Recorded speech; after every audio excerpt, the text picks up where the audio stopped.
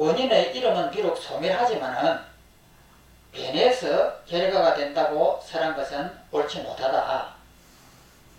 그럼 이름만 바뀐다고 하면 어떻게 되겠느냐 이렇게 반문을 했는데 그것은 불합리하다 이렇게 답을 했습니다. 그 밑에는 문 그렇다면 원인이 비록 소멸하여 소실되지만 능히 결과를 발생하고 그로 인해서 결과가 존재하게 된다면 그런 허물은 없으리라. 다시 보면은 그렇다면 원인이 비록 소멸하여 소실되지만 소실하고 없어져 버렸는데 능히 결과를 발생한다고 하면은 이 말은 안 맞죠. 소실돼 버렸는데 능히 결과를 발생하고 그로 인해 결과가 존재하게 된다면 그런 허물이 없게 되지 않겠느냐 이렇게 했습니다. 넘어갑니다. 336페이지 읽어보면은 어떻게 원인이 소멸하여서 소실되었는데 사라져버렸는데 능히 결과를 발생하겠는가? 또 만일 원인이 결과에 그대로 이어져서 존재한다면 이것은 상주론인데 하나인데 어떻게 원인이 결과를 발생하겠는가? 그러니까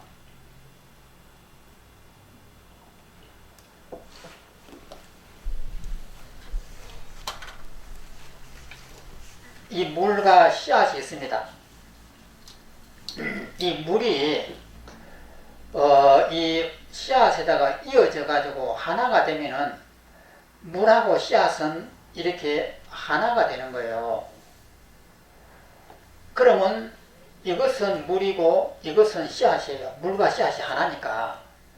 그러면 이런 합을 해서 생긴다라고 하는 이 말은 안 맞고 이것은 영원한 것이에요. 영원한 것은 변화가 없습니다. 그러니까 변화한다고 하는 것은 허상이고 영원하다라고 하는 것, 자성이 있다라고 하는 것, 변화가 없다라고 하는 이것은 우리의 인식 대상이 안 됩니다. 왜냐하면은 신이라고 하는 이것은 영원한데 영원한 것은 우리가 인식을 할 수가 없는 거예요. 우리는 이 앞에 보이는 것은 전부 다 변화하는 것밖에 보이지 않습니다. 그래서 변화하지 않고 영원하게 가는 것은 우리는 한 번도 본 적이 없습니다. 그러니까 이것은 삼각형이고 이것은 동그라미인데 이 두 개가 비교가 되니까 이것이 삼각형인 줄 알고 동그라미인 줄 아는데 비교 없이 이것 하나만 딱 있으면은 이것이 삼각형인지 동그라미인지 알 수가 없는 거예요. 그렇기 때문에 자성이 있어 영원한 것은 우리가 인식 대상이 안 됩니다. 그러면 이런 조건에 의하고 변화한다라고 하는 것은 전부 다 헛것들이에요. 그러면 지금 이게 중론에서 우리한테 가르치자고 하는 것은 이 세상에 눈에 보이는 것은 전부 다 조건에 의하고 인연이 결합한 거예요. 서가모니가 연기를 이야기한 것은 인과 연이 결합해서 결과가 된다.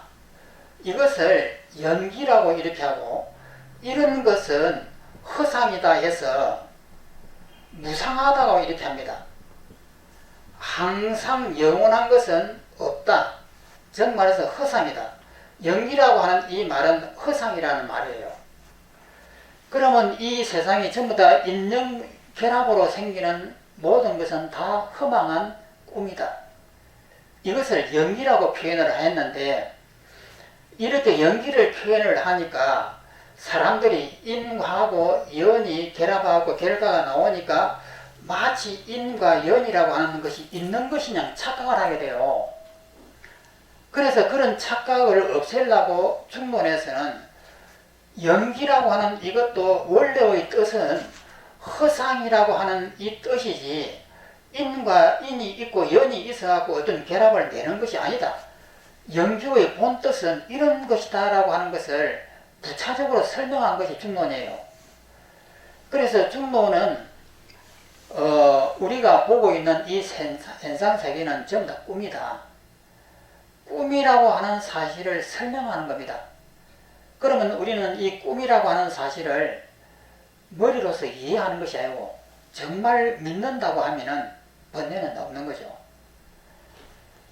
그런데 막상 일상생활에서 부딪히면은 저것은 허상이라고 이렇게 아무리 보려고 해도 안 보여요. 그러니까 수행이 필요한 거예요. 그러면 수행을 어떻게 하느냐? 이 숟가락을 가지고 밥을 이렇게 떠서 입에 넣는 이 과정을 가만히 보세요. 손이 움직이는가 안 움직이는가를 가만히 보면은 손이 안 움직입니다. 또 이렇게 걸어가는 이런 모습들을 가만히 보면 안 움직여요. 그런데 그렇게 가만히 안 보면은 움직입니다. 그래서 내 눈으로 확연하게 이것을 발견을 해야 됩니다. 그래서 호흡을 이렇게 할 때도 호흡을 가만히 하다 보면 어느 순간에 호흡이 사라져 버려요. 우리 거사님께서 그 발견을 하셨다고 그랬습니다. 이것이 뭐냐면 호흡이라고 하는 것이 허상이에요. 있는 것이 아니에요. 그리고 지하철역 같은 거 이렇게 지하철을 가만히 타면서 앞에 차가 이렇게 저 앞차가 이렇게 샥 지나가는 것이 보일 겁니다. 그걸 자세히 보세요. 저 차가 정말 움직여서 지나가는가 자세히 봐야 돼요. 그걸 보려면 내가 사라져야 됩니다. 나라고 하는 이 기준이 있는 상태에서 보면은 비교에 의해 가지고 저쪽 차가 움직이는 것이 보여요. 그런데 나라고 하는 이놈을 없애버리고 나서 보면은 안 움직여요. 안 움직인다고 하는 것이 아니라 움직여도 움직임이 없다 이 말이에요.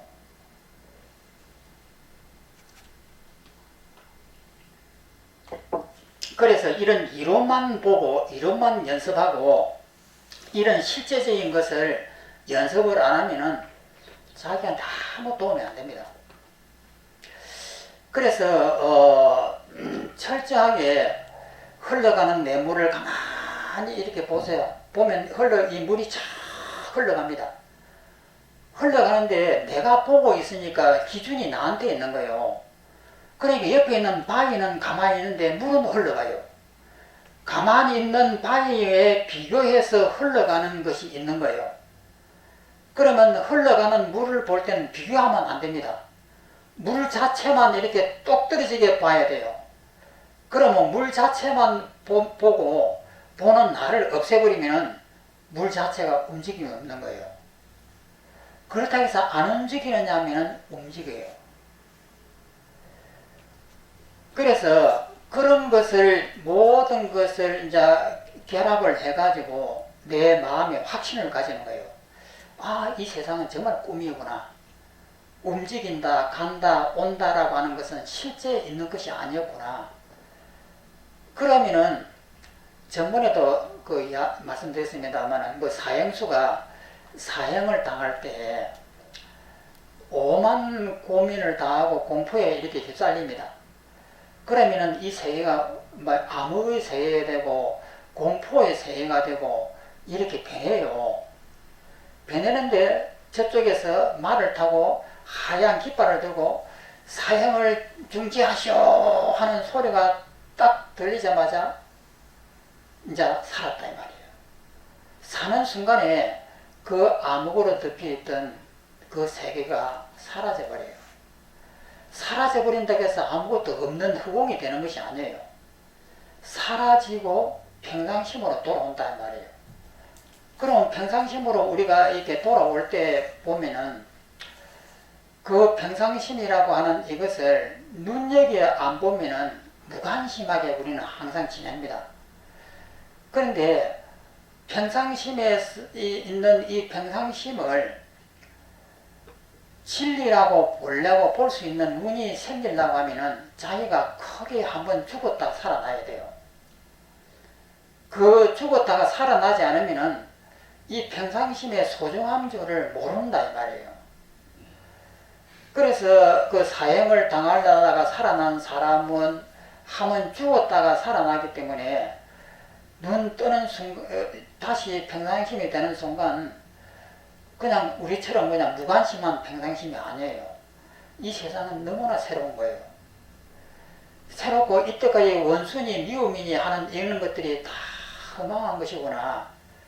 이렇게 이 세상을 마치 깨끗하게 청소한 것처럼 맑고 깨끗하게 이렇게 볼 수 있는 눈이 그 순간에 생기는 거예요.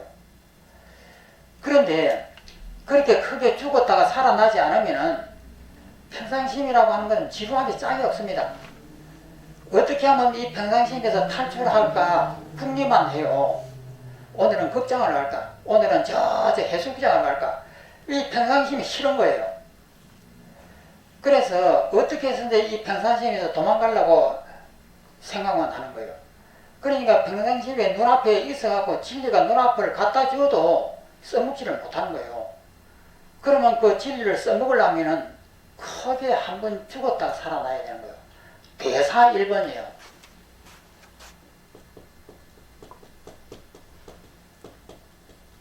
큰 대자 죽을 사자 하나 일자 한 번 1번 한 번 크게 죽어야 되는 거예요.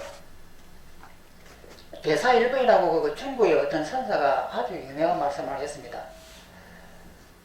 그래서 평상시에 우리가 도라고 이렇게 말은 하지만은 어떻게 써먹나요? 못 써먹죠. 평상심이 항상 자기 앞에 있어도 지루하기 짝이 없는 그 평상심을 어떻게 써요? 그래서 이런 과정이 있습니다. 평상심이 도라고 하는 것을 눈치를 채려고 하면은 이 세계를 모조리 다 부수지 않으면은 안 생기는 거예요. 그래서 중국에서는 지금 이 세계가 다 부숴버리려고 작정을 하고 이렇게 한단 말이에요. 그런데 이것을 이론만 보고 실천 수행을 안 하면은 아무 소용이 없는 거죠. 머리로서는 알겠지만은 잘 안 되잖아요. 그렇지만은 이것은 오랫동안 깊이 하다 보면은 감이 생깁니다. 전부 다 허상이고 다 꿈이라고 하는 것을 상상을 하고 그 상태에서 어느 정도 느껴볼 수도 있는 거예요. 그 사향이 되면은 느껴보면은 감이 잡히는 거예요. 이렇게 감이 잡히는 이런 식으로라도 수행을 계속 하다 보면은 이제 이것이 자꾸 쌓이면은 결국은 되는 것이에요. 그래서 바른 길을 정확하게 알아야만이 수행도 할 수가 있는 겁니다.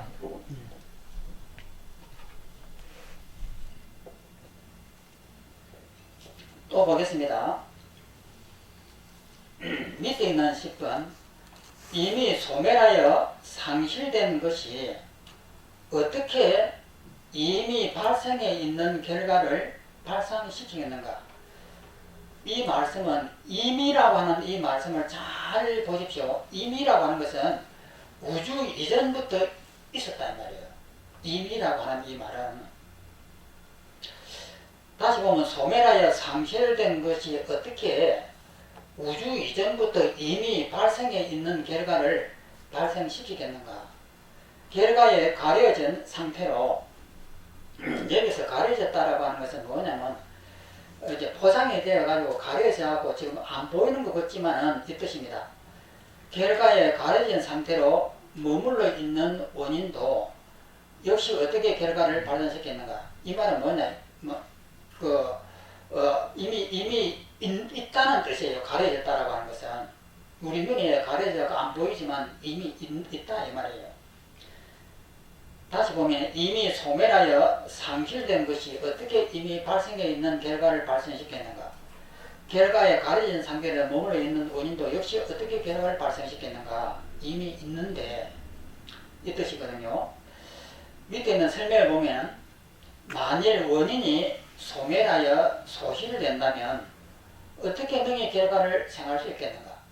또 그 반대로 만일 원인이 소멸하지 않고서 결과와 함께 있다면 이 말은 뭐냐면 이미 있다면 우주 이전부터 이미 있었다면 이 결과에 가려져 있지만은 이 포상되어 가려진 것처럼 있지만 이미 있다면 이 뜻입니다. 결과와 함께 이미 있다면 이것은 상주론이에요. 또 어떻게 결과를 생각할 수 있겠는가? 소실되어하고 없어진 것도 결과를 못 만들지만 이미 있는 것도 결과를 못 만들어요. 왜냐면 이미 있기 때문에 영원 이전부터 이미 있는 그것은 영원하게 상주하는 거예요. 영원하게 상주하는 것은 뭔가를 변화를 줄 수가 없습니다. 그것은 그대로 유지되는 것이지. 그래서 소멸해버린 것은 결과를 만들지 못하고 소멸하는 것이 아니라 이미부터 있는 것은 이것도 결과를 만들지 못해요. 이미부터 있기 때문에. 여기서 이미 있다는 것은 영원 이전부터 신이 되어가고 있다는 뜻이에요. 그 다음에 문. 그렇다면 이 원인은 결과에 두루 퍼져 있으면서 결과를 발생한다. 여기서 두루 퍼져 있다라고 하는 것은 이 온 우주에 브라만처럼 가득 차 있다라고 하면 이 뜻입니다. 가득 차 있다고 하면 그것은 이미 있는 것이죠. 답이라 11번 만일 원인이 결과에 편재라고 하는 것은 두루 있다. 두루 편자 있을 제자입니다. 두루 편재에 있다면 영원하게 있다면 편재라고 하는 이 말은 영원하게 우주에 가득하게 애초부터 있다면 이 뜻입니다. 다시 어떤 결과를 발생하겠는가? 그렇지, 발생할 수 없지요. 애초부터 이 우주에 가득 있었기 때문에 뭔가 발생하려고 하면 어떤 것이 결합하고 발생하는 것인데 완전하게 우주 전부터 물이 가득하다고 하면은 거기에서 물이 발생한다는 말을 할 수가 없는 거예요. 다시 어떤 결과를 발생하겠는가? 원인은 결과를